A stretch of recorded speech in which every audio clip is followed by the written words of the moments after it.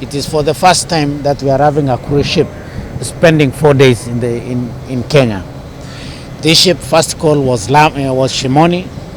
They spent a day in Shimoni, and I think you have heard from the captain himself.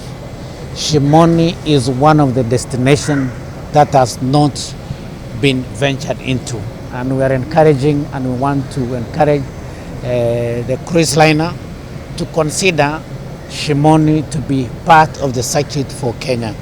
And I think now as Kenya, we should be proud that we have 3 ports that a ship can call at any given time. This marks the beginning of our cruise season this year, and we are very excited that we are able to position cruise tourism as one of the ways by which we are diversifying our tourism product offering, showcasing what Kenya has to offer over and above our traditional products, which is beach and safari.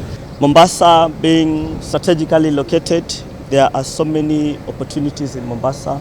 Apart from the tourism attraction, Mombasa is also a hub of investment.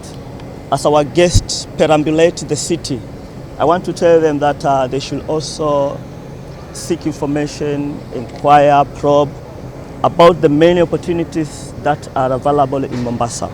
In terms of tourism, I think we are very much endowed. We have one of the sites which are listed as World Heritage Site by UNESCO. One of it is the Old Port of Mombasa and the Fort Jesus. So these are some of the sites which we feel that the guests should also be able to visit. We also have the Hala Park.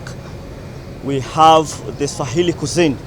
Make sure that you taste the Swahili food, which is very, very delicious. To be honest, our guests who went out yesterday, some of them went to the safari, some of them some other excursions, and the feedback was extremely good. They are very happy. And as I heard that on safari, the people actually got their big 5, so they are very happy with the game drives and things.